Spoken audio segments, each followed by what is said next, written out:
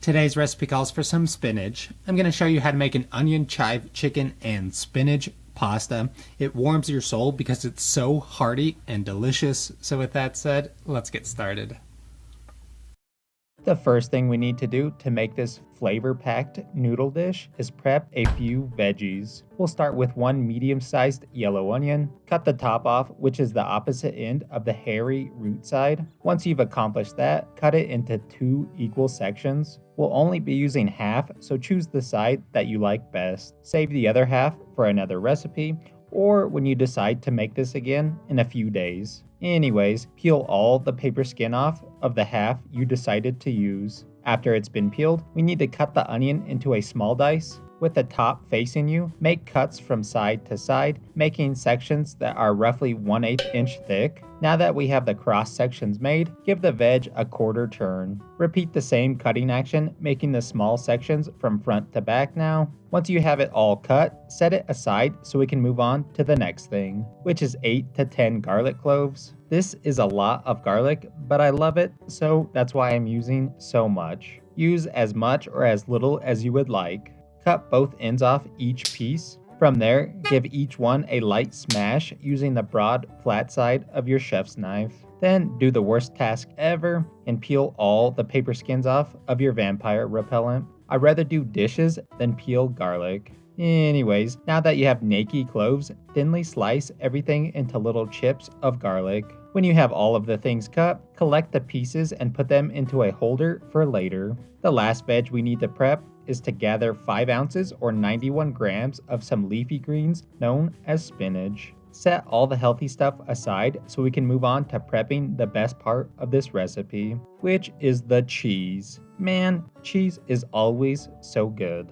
We'll grate some parmesan. We're looking to collect 1 cup or 66 grams of this stuff. Of course, grate a little bit extra because you deserve a snack from doing all of this hard work. It's best to use freshly grated cheese because the pre-shredded stuff has an anti-caking agent on it, which makes it harder to melt and may cause the sauce to have a grainy texture. With all of that said, if all you have is pre-shredded cheese, it'll be okay. You'll still end up with a tasty dish. A little fun fact, Parmesan cheese has a good amount of protein to it. Also, save the Parmesan rind. You can use it to make sauces and soups. Check out my minestrone soup video. I used the rind in that recipe. Alright, back to the task at hand. Grate the cheese on the small side of the box grater. When you have all of the parm you need, immediately rinse the box grater clean. This will prevent the cheese film from drying to the grater, making it much easier to clean later. Let's move on to prepping our protein portion of this recipe.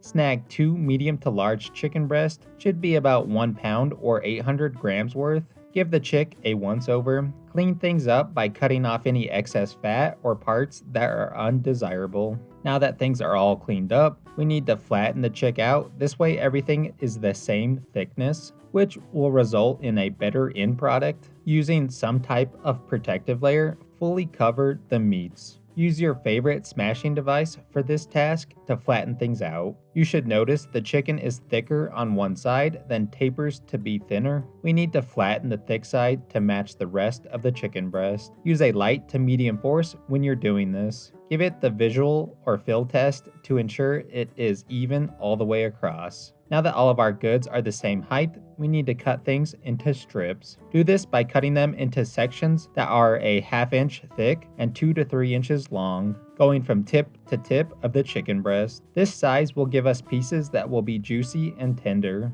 After you've cut everything into strips, set it aside. Give your work area and your hands a good clean down and wash. Now that things are prepped and clean, snag a large skillet and a large pot.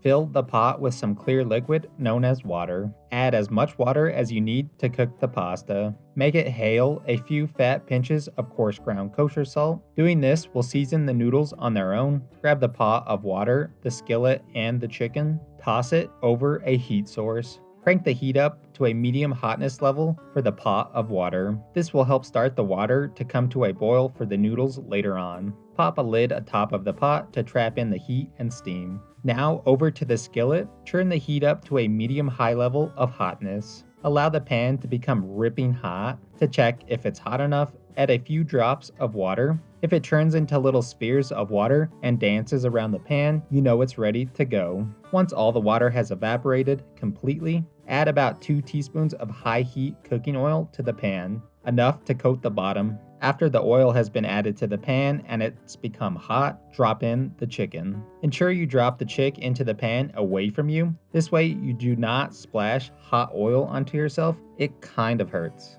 Anyways, after the goods are in the pan, spread things out into one even layer. This way each piece is making contact with the pan. Doing this will allow all the chicken pieces to cook properly. It also allows all the chicken to get a good hard sear on it, which of course is flavor. Give the pan of goods a small sprinkle of some coarse ground kosher salt. Cook this first side for around 6 to 7 minutes or until the chicken releases itself from the pan. You may have to adjust the heat level down to prevent things from scorching and burning to something that's a medium-low temp. Flip over a single piece. If it has a nice brown color to it, then flip each piece over so we can cook the other side. We'll cook this side as well for 6 to 7 minutes for a total of 12 to 14 minutes, or until the internal temp of the chicken reads 155 Fahrenheit or 63 degrees Celsius on a thermometer. Now that the chicken is cooked, drop in the diced onion from earlier. Give those a stir about with the rest of the goods.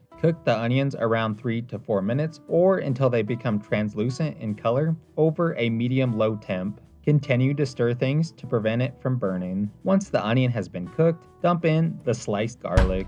Cook the vampire repellent for 40 to 60 seconds or until the air becomes very delicious and fragrant in smell. Following that, drop in 2 tablespoons of all-purpose flour. Give things a good mix to coat everything in the dusty white stuff. Cook the flour for around 3 to 4 minutes or until it becomes a light golden brown color. We toast the flour so our sauce doesn't taste like flour. It'll also add a little nutty flavor. You may have to adjust the heat to low to prevent the flour from burning, or you can also take the pan off the heat source. Now that the flour has been toasted, we need to deglaze the pan with half a cup or 118 mils of white cooking wine. When you do this, be cautious of the steam cloud.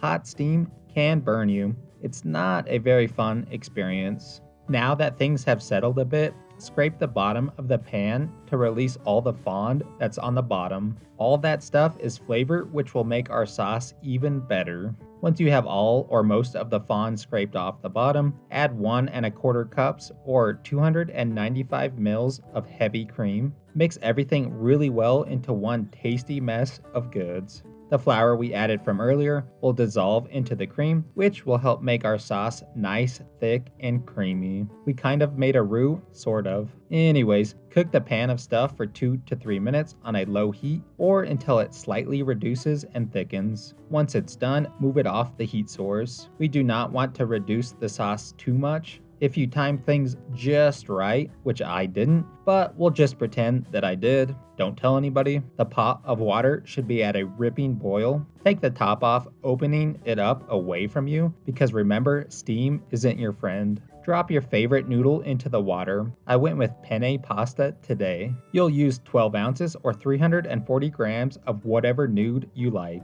Once the dried gluten is in the water, immediately give it a stir. It's imperative that you do this to help prevent the noodles from sticking together once they become rehydrated. Follow the cooking directions on the pasta box to cook the perfect al dente texture. Throughout the cooking process, stir the noodles from time to time. This will prevent them from sticking to the bottom of the pot or to one another. When the buzzer rings for the noodles, strain and drain them. Before we do that, save 1 to 2 cups or 236 mils or 473 mils of pasta water. We'll use this to help finish our pasta sauce / dish. With the pan over low heat, dump the cooked noodles into our skillet of sauce. Add about a tablespoon of pasta water as well. Mix the pasta with the rest of the goods in the pan. We want to coat all of the ingredients in the sauce. After everything has been sauced up, adjust things as needed. So depending on how you like to eat your saucy noodles, add small bits of pasta water in. The pasta water will help thin out a sauce that has become too thick. The gluten in the water will also help slightly thicken and make the sauce creamy. Do small amounts because we do not want to thin our sauce out too much. Keep adjusting as needed until you hit what you like. don't forget to add the Parmesan cheese in. Add about half and save the other half for garnish. Before we finish the sauce, turn the heat source off. Now drop in half a cup or 126 grams of onion and chive cream cheese. Thoroughly mix the cream cheese into the pan of goods until it has fully melted in. After it's been mixed in, adjust the viscosity as needed with pasta water. We add the cream cheese at the very end with no heat because we do not want the cream cheese to break, which means it would separate, causing all the fat to release, making our sauce really oily and greasy. Give it a taste test and adjust the seasoning as needed with some coarse ground kosher salt. When things are good, take it off the heat source. The last thing we need to do is fold in the spinach leaves. Add a few handfuls, then give it a mix up. I did it this way because I wanted my spinach to still have a little crunch to it and have that bright green color. If you want something that is a bit more cooked, I recommend adding it in right after the cream cheese. This way it'll cook slightly but not be overdone and stringy. Anyways, after you've folded in the spin, garnish the skillet of pasta with the rest of the Parmesan cheese. Serve this for family dinner or make it for a gathering of your friends who should totally bring the side dishes because that's only fair. But anyways, whatever you decide to do, just enjoy. Alright, now that our onion chive chicken pasta is done, let's give it the old taste-a-roo. So looking at it, came out super aesthetically pleasing. The sauce looks very thick, delicious, and tasty. Then we get that pop of green from our spinach in there. The cheese on top makes it look extra delicious as well. The chicken got a nice little hard sear on it, so we know that's going to bring a ton of flavor. Our pasta looks like it's been cooked perfectly. And of course, those red pepper flakes make it look extra good. But anyways, let's give it a shot. Try to get a little bit of everything. Some chicken, pasta, and the spinach. Big old bite. Maybe. This stuff came out so dang tasty. The onion, the chive, and the garlic go so well together and brings a ton of flavor to our pasta.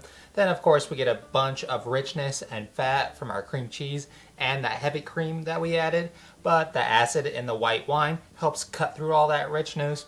Then we get a bit of healthiness from all those spinach leaves that we added, and of course there's some cheesiness from all that parm, which also brings a little bit of saltiness. That hard sear that we got on our chicken also brings a ton of flavor to the table. Texture-wise, the noodles are cooked perfectly to that nice al dente. Our chicken is nice and tender, and our spinach brings a little bit of crunch factor. Overall, this stuff is so dang good, if you couldn't tell. This recipe is really easy to knock out, and you can make it to any which way that you would like. Maybe doing the chicken breast is way too much work, so you swap it out for some ground chicken instead, or you get real bougie with it and use some spicy Italian peppers to make it extra tasty, which sounds really good. So hopefully you enjoyed today's video. Thanks for watching, and I'm hungry, so I'm gonna go crush a ton of this stuff. So we'll see you on the next one. Now that our chicken Alright, now that our green onion, and delicious, we get the what? Or you get real bougie with it and add some spicy Italian spices. Then of course that cheese makes it look extra tasty.